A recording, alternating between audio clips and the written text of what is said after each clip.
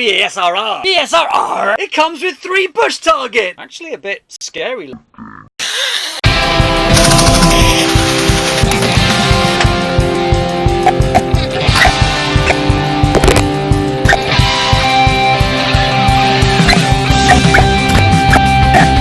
Being legendary is all well and good, but nowadays it seems like everything is legendary. Legendary, legendary, SMG, legendary. There's even a full-size one of those that's legendary now. And even legendary rocket launchers. And there's nothing wrong with being legendary. Problem is, though, that when everything's yellow and legendary, nothing is. Apart from you, Mr. Peely, you'll always be legendary. I wish I could have bolt-action sniper rifle goodness that was a little bit less common.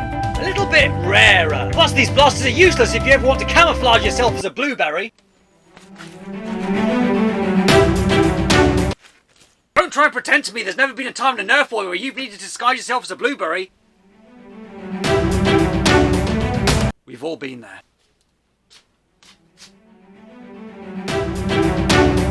So if you can't stand the idea of using blasters without any screws in them, you're a bit stuck. Something a bit more like this. They're all rare now. R. Try saying the magic words. Bibbidi bobbidi blue. Bibbidi bobbidi blue. R, that's what I said. Bibbidi bobbidi. Fair enough. Bibbidi bobbidi blue. Good heavens. It's a Nerf Fortnite bolt-action sniper rifle. Rare! And it's blue! What are the chances? Now the cynical amongst you may say it's exactly the same as the BASR-L, only blue. But it's not, it's rare! And look! It comes with 3 bush targets! 3 little bush friends for me to nerf with. That's what I needed! I'll have to think of names for them. Sibbles, Busons. I'm gonna call one of them Sybil. Sybil, Bush, that's German, and Oyetivor, and he could be Oyetivor. Come on, Oyetivor, let's look at the rest of the box. This is important because it's completely different than the Fortnite BASR-L. BASR-R. BASR-R. BASR-R. It's a pirate version. That is a big label. Bolt action. Looks like that. And a scope. Movable 6-dart clip. And it includes 3 targets. Sybil, Bush, Oyetivor. I'm so glad I have some friends. I've got some friends to nerf with now. Also look out for scoped revolver and the grenade launcher. Track and American Foam Nerf already got reviews up, so go and see them. Dr. Flux is going to stick a lipo in one. Mr. Jolt, we thought of that. Let's unbox this. Well, look at them. They're massive. These are much bigger than I was expecting, and they look kind of angry. Sybil, Gibush and Oyetivor are much bigger than I was expecting. Actually a bit scary looking. I sort of put it over there and it's like, whatever I'm doing, it's watching me. Those over there, actually a little bit worrying. It's like I'm going to take my eyes off them and then they're going to... Okay.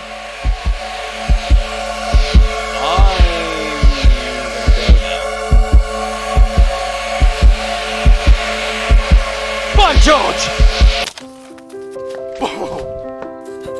Oh, there's only 2 of them. Where's the other one? Of course. I think I've lost them. Oh! Oh! Oh! Oh! Oh!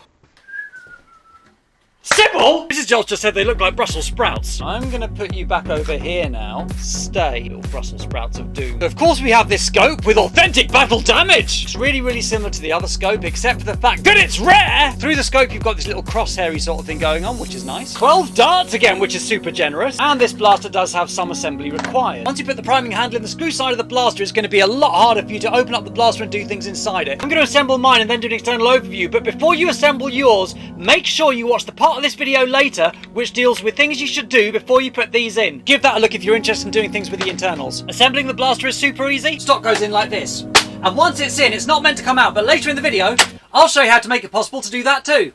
But in the meantime, it's in. These 2 priming handles may look similar, but they're not identical. They're actually labelled 1B and 2B. 2B clips into the printed side, and 1B goes into the screw side. You can now prime and fire your blaster. The blast has slam fire, and the scope slides onto the top. It was so much fun being Coop last time, I'm going to do it again. Here's an external overview of the blaster from tip to tail. At the front of the blaster there is an oversized barrel, which is non-detachable. This is a shame because it's really funky, and I'd love to be able to combo this with some other blasters. Plus I think this blaster would look kind of funky with that on the front of it too. The blaster gets fatter towards the end to accentuate the cartoony nature of this whole blaster. There is some authentic battle damage on one side of the barrel only. Moving on to the main blaster shell, we have more authentic battle damage, which is also replicated on the other side of the blaster to some extent. As you can see, only one side of the blaster is printed. Both sides of the blaster include these funky grey screwy bits. There are attack rails on the underside of the blaster. On the top of the blaster there is a tack rail. Works like this. Tack rail is compatible with other N-Strike tack rail compatible attachments, including shields, side pods, Targeting beamage. Overly sealed. In fact, the tack rail is pretty much long enough so that you can have 2 attachments at any one time on it. And of course, camo scopes. Jammed off this blaster is also on top of the tack rail. This means, if you get a jam while you're running a scope, good luck accessing the jam. There really is pretty much no way to get inside there and clear a jam if you've got the scope on the blaster. With the scope off the blaster, it opens quite a long way and you can easily get into there to clear a jam. Move to the rear of the blaster, there's a funky stock with authentic battle damage. Again, only one side of the stock is printed. However, both sides of the stock include detailing in a different shade of plastic, which is kind of funky. This part of the stock looks like it should come off and open up so you can store something in the stock, but sadly it doesn't. There's nowhere to store anything inside this stock. And that's a shame, because pretty much every elite dart-sized firing sniper rifle that Nerf's made has got some facility to store something in the stock. And that's a massive stock. Look at it! In fact, later in the video I'll show you something I did to the Nerf Fortnite BASR-R Sniper Rifle Legendary to solve that problem. Anywho, moving around. Guess you could use that as a sling attachment point if you really wanted to. Down there we have the trigger, mag release, and the priming handle. On the other side of the blaster, which isn't printed, we have this little button here to de-jam the blaster if the mechanism seizes up. Operate this blaster. Pull back the priming handle. The mag, I haven't talked about the mag. 6-dart mag, which is slanty and snipery. Kind of reminiscent of the AccuStrike mags, except it's longer. Same capacity, but larger. Because it's snipery. Centurion's got a snipery slanty mag too. All sniper rifles have to have slanty mags. Is it like the rules or something? Insert the mag, push the priming handle forwards, and fire the blaster. This blaster also has slam fire. For rapid firing snipery goodness. Remove the mag, pull the priming lever back, press the mag release there, and out comes the mag. We'll just note the obvious lack of sling attachment points. Maybe I should have another section of my video where it'd be another Nerf YouTuber. Maybe I could be drag. Oh, blimey O'Reilly. I think I picked the wrong blaster to spin it like drag. Can we take this out for a range test? Level shots.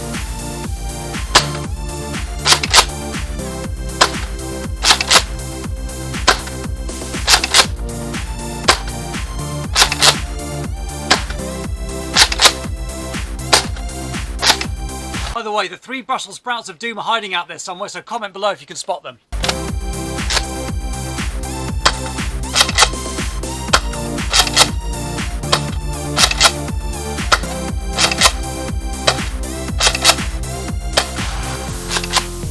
And some angled shots so I can share the Nerf darts with my neighbours.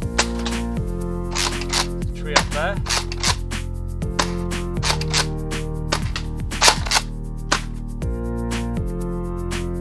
Right, let's go and test out Sybil, Obiettivo and Gabouche now. There they are, look, Sybil, Obiettivo and Gabouche.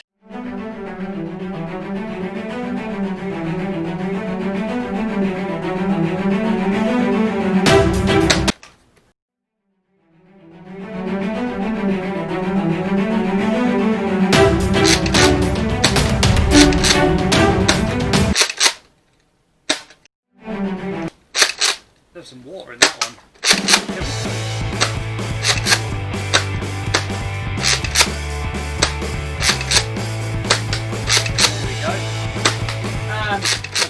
All down. Interesting side note, I just managed to put 7 darts into this blaster, which is nice.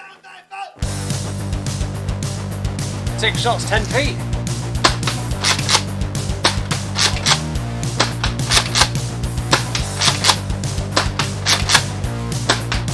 Slam by 10 feet. Notice we've also got an evil looking Brussels sprout there as well.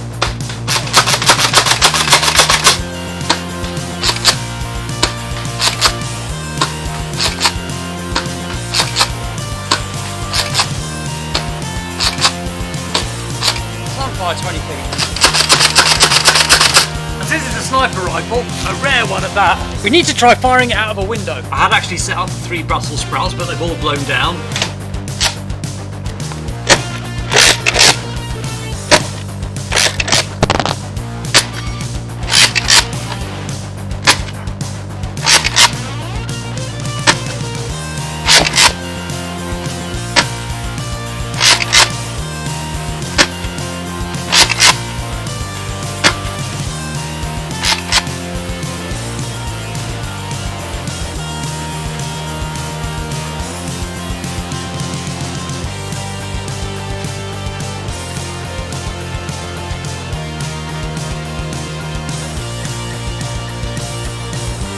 Rainbow Smash,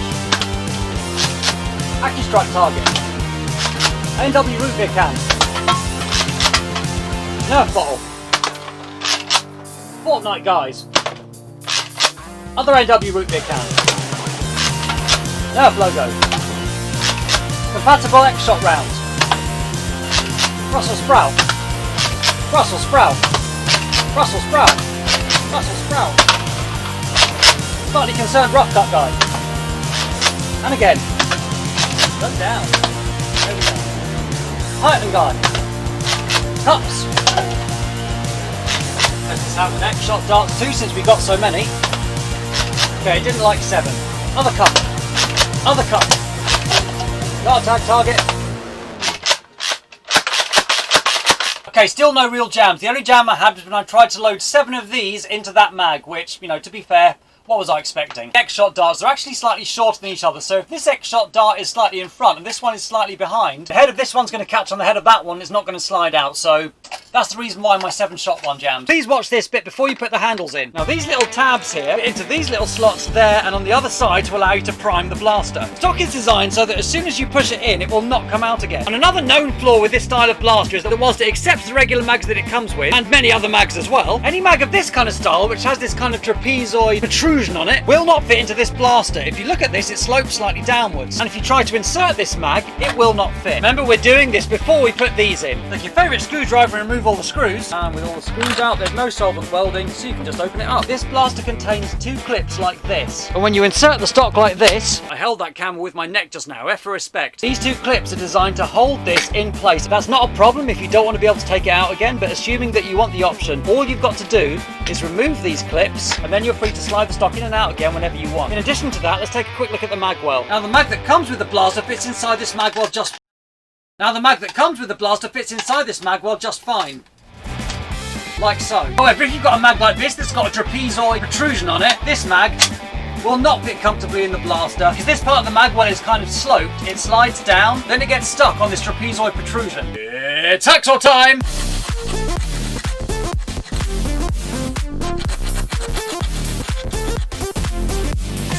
And it's gone. Now your slightly trapezoid mags can slide all the way in with no problems at all. Here's a quick shot of the internals just to make sure you put it together right. Make sure the notch for this bit is behind that little dimple there, and make sure the 2 metal prongs of that bit go either side of this little ding here. It's a thing in English, not a ding. Schienenräumer! Now even with that part of the magwell removed, you still can't quite get these mags all the way in. So I'm going to do what I had to do to the BASR-L and just file down a little bit more of this edge. This file happens to be just the right size for doing that. Just a little bit more off that edge.